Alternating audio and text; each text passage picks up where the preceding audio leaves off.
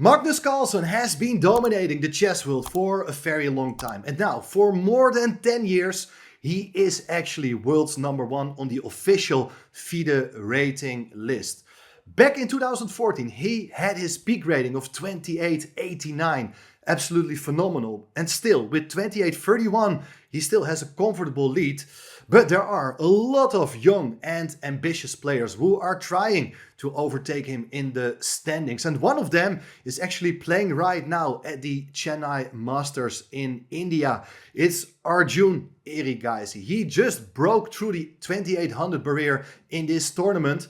And now he's playing with the black pieces against Alexey Sarana.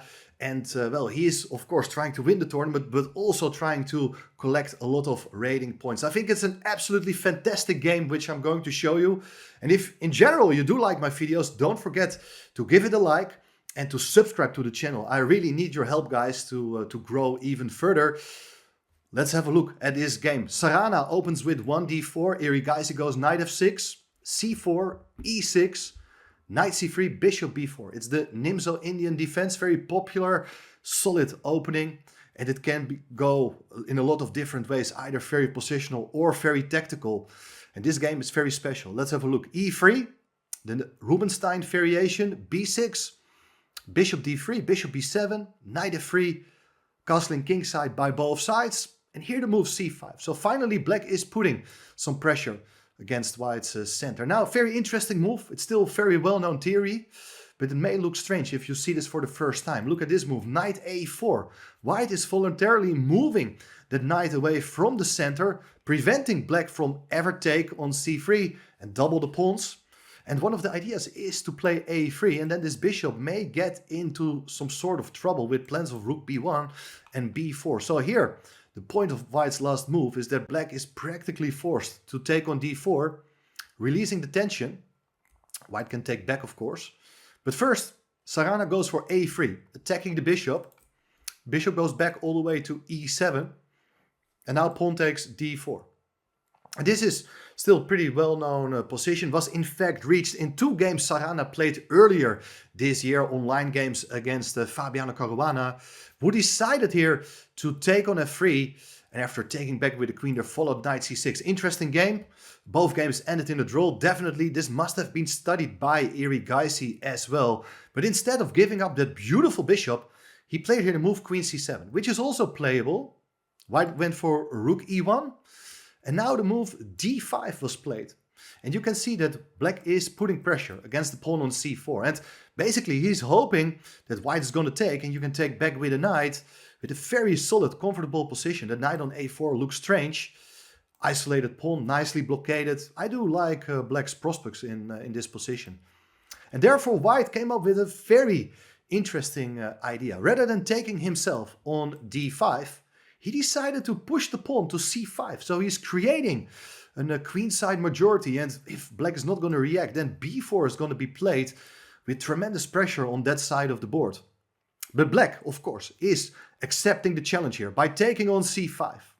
Knight takes c5, bishop takes, pawn takes, and queen takes c5. So here we see that black is actually, at this point, a full pawn up. But white is somewhat better developed. Played here the move bishop f4, and is having here ideas to go for moves like rook c1, maybe to play bishop e5. Nice control in the center, a lot of piece activity. So things are far from simple here for black. Queen b6 played, and now white activated his knight. Knight e5, interesting move. And of course you have to realize that that pawn on b2 cannot be taken. There follows rook b1, and the queen is in trouble, and the bishop will be lost. So pawn cannot be taken, but black is and should be very satisfied with that extra pawn. Played here the move bishop a6. Typical strategy, whenever you're up material, you look for possibilities to trade off more pieces. And that's what black is actually doing here, offering the exchange of bishops. Bishop goes back to c2. And now rook c8, activating the rook, bringing it to the open file, which means that the white queen cannot easily become active. It got to retain control over the bishop on c2. White played the move b4, knight c6. Black continues developing as fast as possible. Rook to c1. overprotecting the bishop. Knight takes e5, bishop takes e5. And here you see that white's bishops are looking fantastic, eyeing black's king side. And there are clear plans here to ruin black's structure. And you can move the knight away from f6 so that white cannot capture there. It's an interesting move, but okay, it also does weaken the position a bit, like the pawn on h7 can be targeted. Sometimes there are rook lifts, the queen can come in, maybe sacrifices are possible. It looks very dangerous to move your pieces away from guarding your own king. And therefore, instead, Erigaisi played here the move rook c4. Interesting move. He's activating the rook, but it does allow bishop takes f6, pawn takes f6. And here the queen comes in to h5 with the plan of taking the pawn on h7. And well, there are different ways of reacting, but I think Erigaisi's move is a very important one. He just decides to run away with the king from g8 to f8. King is looking quite safe here and will eventually hide behind its own pawn. So that's a nice strategy. And well, in the meantime, what black is hoping here is that if white now would take on h7, which was not played, there can follow rook ac8. And this pressure on the c file is very annoying. The bishop cannot move because the rook on c1 will be hanging. So instead of taking the pawn, white first moved the bishop away, attacking the rook on c4. And what's black going to do with that rook? I would say that a very natural move here is to try to swap more pieces by taking on c1 and then go rook c8. More pieces are coming off the board. White can regain the pawn. But, well, black also does have counterplay here with mating threats. It looks like it's still very, very sharp position. And black is by no means worse here at all. But Erigaisi, for some mysterious reason to me, he decided to go back with the rook to c6. Apparently, he doesn't want to give up control over that open file. So that, let's say, if you take on c6 as white, the queen can recapture and, well, everything is pretty much under control. But interesting moment. Now play becomes incredibly sharp and both players are missing some very important tactical resources. As the key move here for white is bishop takes d5. This was not played by Sarana, but the trick is that if you just take back with a pawn on d5, there is queen takes h7, and the main point of sacrificing the bishop is to open up the e-file, and white is threatening checkmate on h8. The only way to deal here with this sacrifice is rook e6, but then you take back with a pawn, and well, there are different ways. Queen h8, picking up the rook is already good. You can even go rook c7 with mating ideas, forcing black to give up the queen. So that's just completely decisive. So I think missed opportunity after bishop takes d5. There is absolutely no chance for black to take that bishop. Probably rook takes c1 should be considered in that case. But after rook takes c1, things are still looking very dangerous, and white has regained the pawn with a free initiative. So anyway, was not played. Let's get back to the game. Queen takes h7 on the board also doesn't look bad, since you're threatening to pick up the rook in the corner. But now black does have time here to centralize the rook. Rook ac8 was played, trying to support that rook on c6, attacking the rook on c1, obviously. But look at this, there is rook cd1. White is keeping pieces on the board. I think it's a very important idea to keep your rooks on the board, as you would like to attack the black king, but at the same time your rooks are also important for the defense of your own king.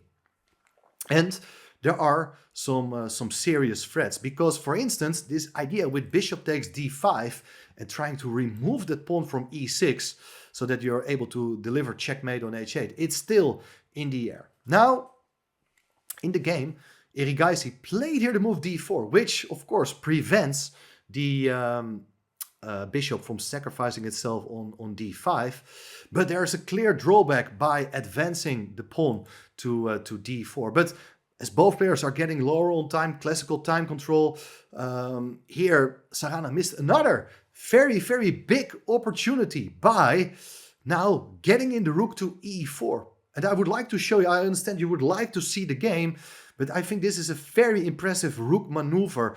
First of all, you're attacking the pawn on d4, And if you do push the pawn to d3, then the rook goes to the other side with rook f4, intending to take on f6.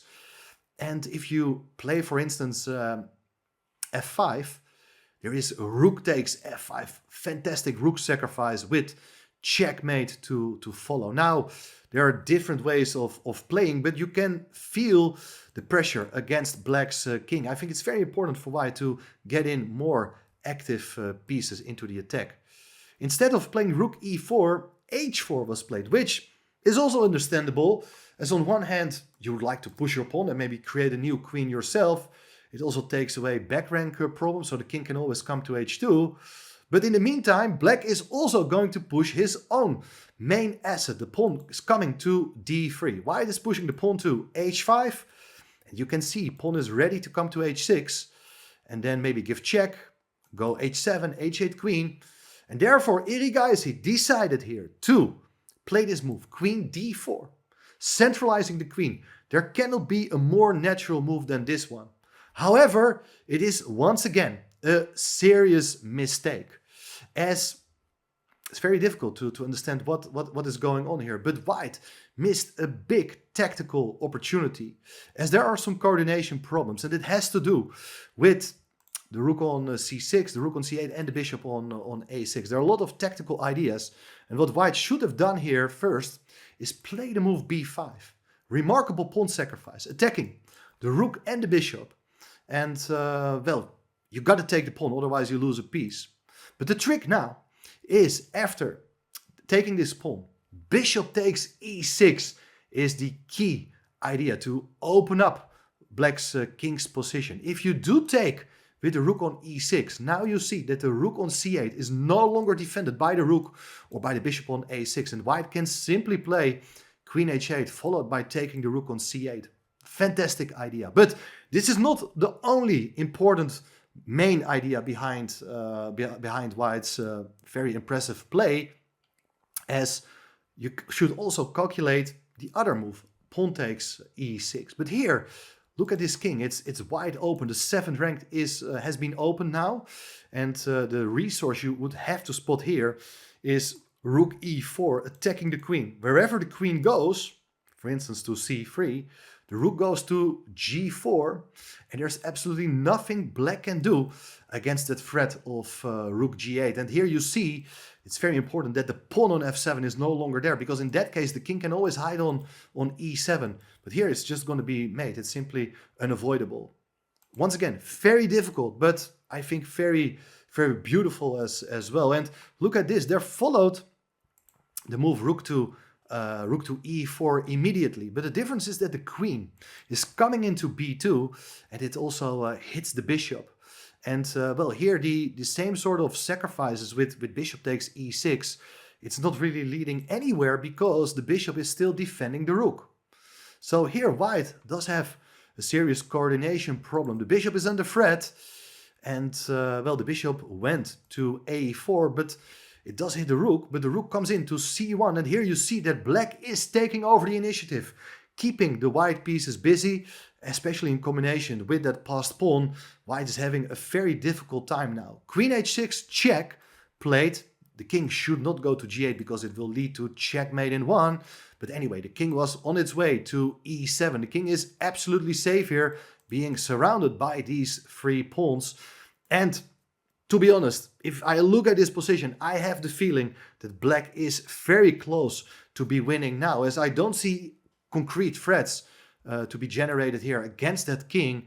White really needs to fight here for a draw. He could have done that by taking on c1, when everything can be swapped, and after king h2 the pawn can be pushed as well. But white would just be in time here to neutralize that passed pawn by placing the rook behind, and the bishop also controlling the d1 square. Very nice technique. One funny idea is that if black would go bishop b5 to deflect this bishop, don't take on b5, it's d1 queen, and black will be an exchange up. But if you do play bishop to b3, you retain control. Bishop c4, it's a spectacular idea once again to deflect the bishop. Bishop can go back, and this may lead to a repetition of moves. It all didn't happen, but you see how rich tactically this position is, even when queens are coming off the board. Now, instead of taking on c1, they follow the move queen e3. The queen is coming back into defense. But after rook takes d1, bishop takes d1, black played here another excellent move. Queen to c1, pinning the bishop on the back rank. Cannot move. You also hit the queen on e3. If you swap queens now, the problem is how to defend the bishop. If you go rook e1, there is the move d2.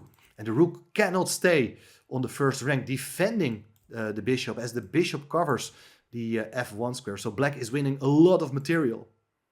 Therefore, after queen c1, there followed queen takes pawn on a7 with check. You do attack the bishop, but black can calmly block the check with his rook, counter-attacking the queen. Queen takes bishop, but so does black. Black takes on d1 with check. King goes to h2. You can wrap up the pawn on h5, again with check. Every move comes with tempo. In case the king goes back to g1, well, there is a rook to c1 with mate to follow. So the king went to g3, but then it's time to push your pawn to d2. And well, there's not much you can do against the threat of d1 queen. Well, rook d4 was played. This is still a tricky move, because here you should not promote the d-pawn, because it does run into queen d6 check, and then it's actually white who is giving checkmate here all of a sudden. But instead of d1 queen, of course, when you're 2800, you're not going to miss such cheapos. Queen e5 is the final move of the game. You give a check, and you control the d6 square. You attack the rook on d4. White resigned here, because if you do block with the rook, for instance, there is d1 queen, and black is completely winning. Absolutely amazing performance. And with this victory, Arjun Erigaisi is the new world's number 2 with a virtual rating of 2806. He is only 25 points behind Magnus Carlsen, 1 point ahead of Fabiano Caruana. We know, of course, that with this rating system, it can change every day. There are still a few more games to be played, so he can even close in on Magnus Carlsen. It can also be that Arjun Erigaisi is going to lose a couple of games and drop out of the 2800 club. We don't know, but I believe it's absolutely exciting times for chess. A lot of exciting games to be played, and well, I also really enjoyed this game. I hope you did as well, and I will see you soon again.